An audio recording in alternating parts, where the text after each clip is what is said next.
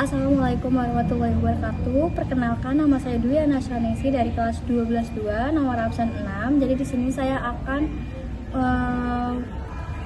menjelaskan cara menjawab 10 soal mengenai sifat kualitatif dan juga elektrolit kimia serta elektrolisis.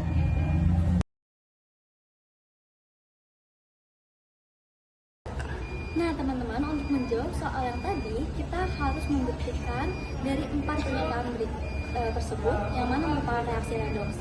Nah, kita masuk ke pernyataan yang pertama. Di sini H2 itu merupakan unsur bebas, maka dia bilang ke 0. HCl2 merupakan juga unsur bebas, dia 0. Lanjut ke 2HCl. Di sini ini adalah senyawa netral. Jadi Cl ini karena dia golongan 7A, jadi dia biloxnya -1, dan H itu adalah +1. Nah, di sini terjadi adalah reaksi reduksi dan oksidasi. Karena dari Cl ke Cl yang kiri dan ke kanan itu dia merupakan reduksi karena dia penurunan bilox. Dan juga di sini ada H2 menjadi H. Di sini dari 0 ke 1. Jadi dia mengalami oksidasi. Lanjut ke pernyataan yang kedua. Di sini ada HCl. Sama seperti tadi, berarti dia Cl itu kan -1, H ini +1. Lalu ke NaOH, berarti kita dari H dulu. H dulu kan berarti +1, O2 itu -2, lalu Na +1. Lanjut di sini ada NaCl, di sini Cl -1 dan Na +1.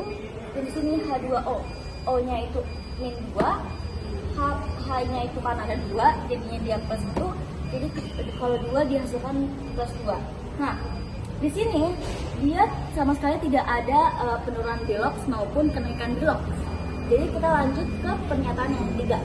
CuO berarti O ini kan -2, Cu-nya mengikuti -2 karena dia senyawa netral, jadinya Cu-nya itu +2 agar menghasilkan jumlahnya atom-atom biloxnya 0. Lanjut ke HCl, 2HCl. Nah, di sini koefisien tidak mengaruhi kenaikan tidak mengaruhi bilox sebenarnya. Jadi Cl tetap +1 dan H tetap +1. Lanjut ke sini Cl2, di sini Cl itu -1, tapi karena ada 2 Cl maka dia jadi -2. Nah, lanjut dia di sini Cu, berarti Cu-nya 1, berarti dia +2. Nah, lanjut ke H2O. Di sini O-nya itu -2 dan H-nya itu kan +1, tapi ada 2, jadinya H +2. Jadi dia netral juga. Nah, ini juga bukan merupakan reaksi redoks karena dia tidak ada penurunan atau kenaikan bilox. Lanjut yang keempat ada SnCl2. Di sini Cl itu merupakan -1 karena ada 2 jadi -2. Nah, tinggal mengikuti aja karena dia senyawa netral, makanya dia Sn-nya tinggal 1, cuma 1, makanya dia +2. Lanjut ke I2. I2 karena unsur bebas makanya 0. Lanjut ke HCl, 2HCl. Cl-nya itu -1, H-nya itu +1. Lanjut ke SnCl. Di sini Cl itu kan -4. Terus ada 4, makanya -4. Lalu Sn-nya mengikuti dengan Cl itu -4 agar menjadi 0, makanya +4. Lanjut ke 2HI. I-nya itu merupakan -1 dan H itu +1. Nah, di sini terjadi reaksi redoks, teman-teman. Dari I yang 0 terus yang ke kanan dia -1, makanya dia kan penurunan, makanya dia reduksi. Nah, lanjut ke Sn dari yang +2 ke +4, makanya dia merupakan oksidasi. Dan jadi pernyataan 4 merupakan reaksi redoks. Jadi yang merupakan reaksi redoks adalah 1 dan 4.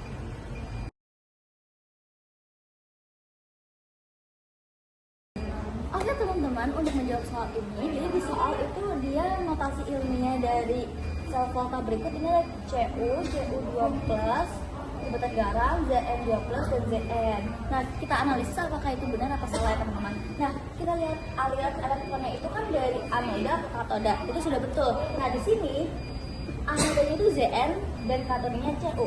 Nah, maka untuk menuliskan notasi sel itu menggunakan rumus logam anoda, terus ion anoda, jembatan garam, ion katoda, dan juga logam katoda. Nah, di sini kan tadi kita udah tahu kalau anoda itu Zn, berarti langsung aja kita masukin nih. Anoda logam anoda itu adalah Zn, lalu ion anodanya itu Zn2+, ya di sini teman-teman. Lanjut ke jembatan garam, terus di sini ion katodanya itu Cu2+, lalu katodanya logam katodanya adalah Cu. Maka jawabannya yang A.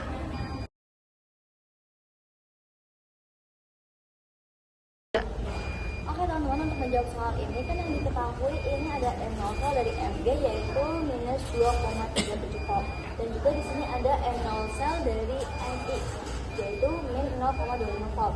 Nah, yang ditanya untuk berapakah N0 dari reaksi Mg plus 2 plus Ni2 plus menjadi Mg2 plus menjadi ditambah Ni. Nah, di sini kita ini kan Mg-nya itu masih reduksi ya. Sedangkan di sini Mg menjadi Mg2 plus itu kan oksidasi.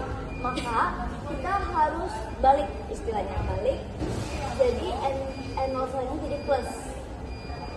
Jadi plus, lalu Ni-nya karena di sini Ni2 plus jadi Ni reduksi, maka dia tetap ini 0,25 volt.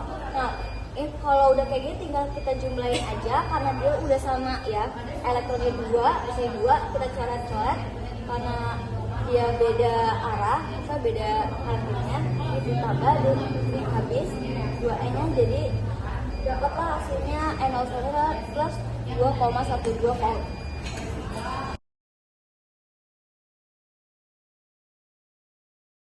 Jadi di sini kita disuruh untuk mengumpulkan berdasarkan dari volta. Kita tahu bahwa dari volta itu ditulis berdasarkan dari yang paling kiri ke paling yang kanan. Nah, kita tahu kalau yang paling kiri itu adalah N0 sel yang paling negatif. Sedangkan yang paling kanan N0 selnya itu semakin positif. Kita lihat berarti berdasarkan dari volta kita mengurutkan dari yang paling kiri atau yang paling negatif, yaitu yang pertama AL karena dia minus 1,66, lanjut yang kedua min 0,1 yaitu CR, yang ketiga yaitu min 0,12 yaitu W, dan yang terakhir yang yaitu 0,90 yaitu OS. Jadi jawabannya AL, CR, W, dan OS.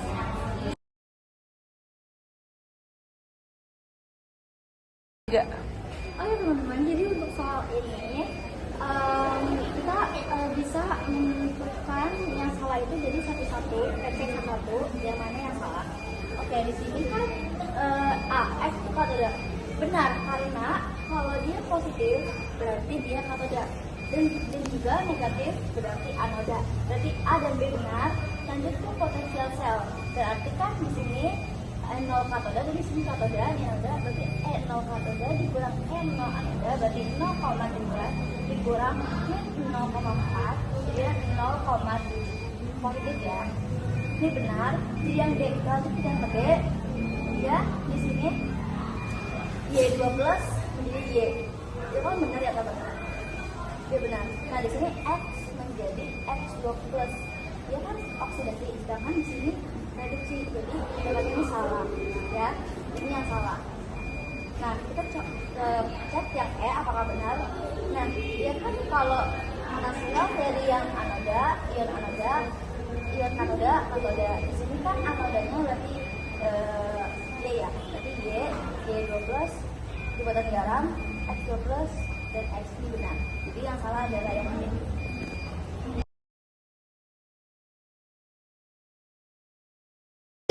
Oke teman-teman, jadi di sini kita disuruh nentuin mana yang reaksi spontan, dapat terjadi reaksi spontan. Dimana kalau reaksi spontan itu pasti N0 selnya itu adalah plus, kalau minus dia bukan spontan ya teman-teman. Jadi kita lihat dari satu.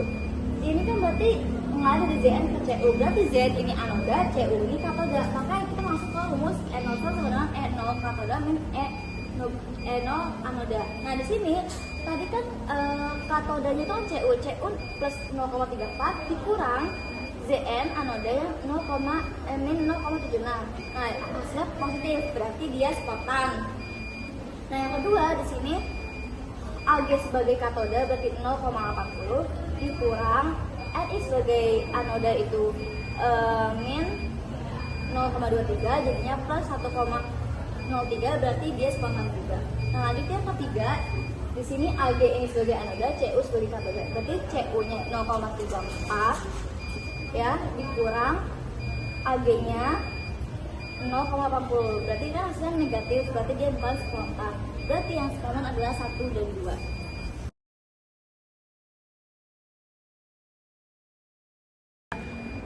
Selanjutnya kita disuruh disuruh mencari urutan tekanan uap dari terkecil. Kita tahu bahwa semakin banyak jumlah partikel, semakin kecil tekanan uap.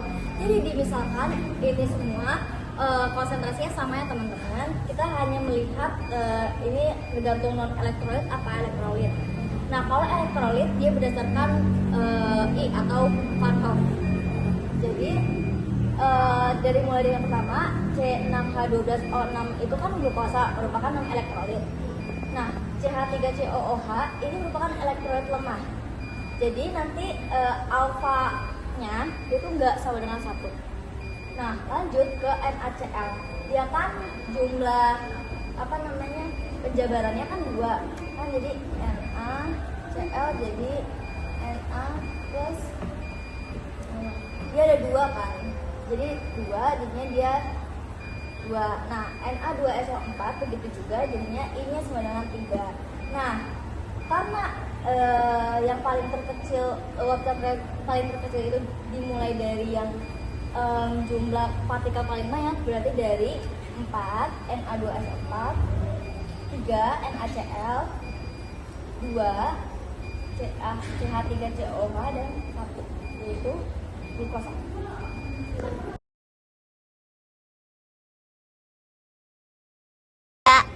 Oke teman-teman, untuk menjawab soal ini kita tahu bahwa larutan NaCl merupakan larutan elektrolit kuat dan juga CH3COOH itu asam asetat itu merupakan larutan elektrolit lemah, dan juga larutan glukosa merupakan larutan non elektrolit.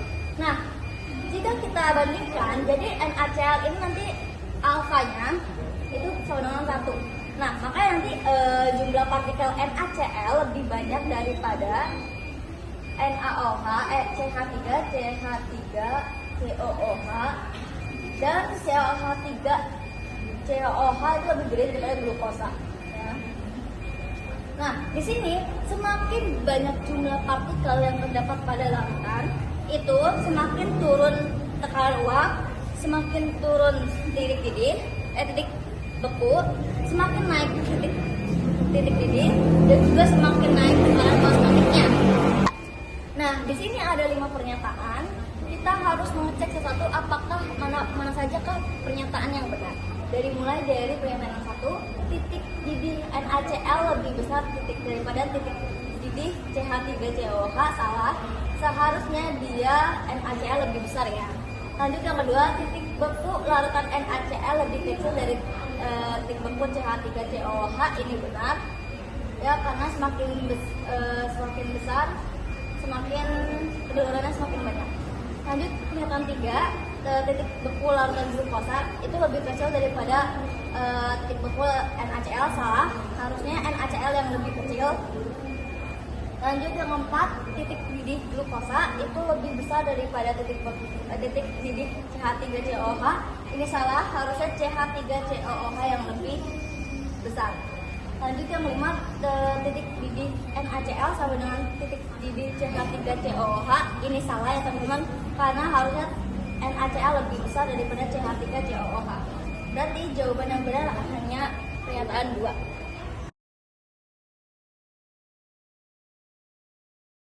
Oke, untuk menjawab soal ini, kita harus menganalisis pernyataan-pernyataan yang ada. Kita analisis dari yang pernyataan yang pertama, katiun senyawa A yang bereaksi merupakan logam aktif. Di sini di reaksi katoda ini udah pasti kalau reaksi seperti ini dia bereaksi dengan logam aktif, yaitu 1A, 2A, 3A dan gitu. Jadi ini benar. Yang kedua, merupakan sel elektrokimia yang berlangsung spontan. Salah ya teman-teman, karena ini merupakan sel elektrolisis yang tidak spontan, karena dia hanya 1 tabung saja, kecuali 2 tabung dia elektrokimia.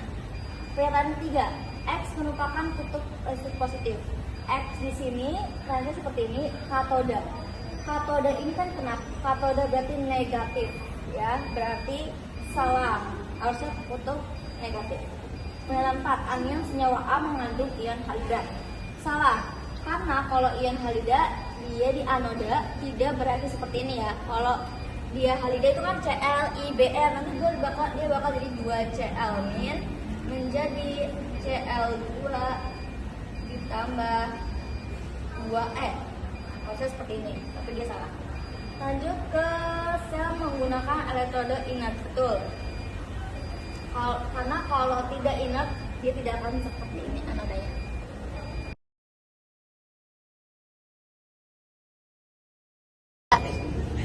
Oke, pada soal kali ini dia justru menentukan larutan X dan juga jenis larutan X.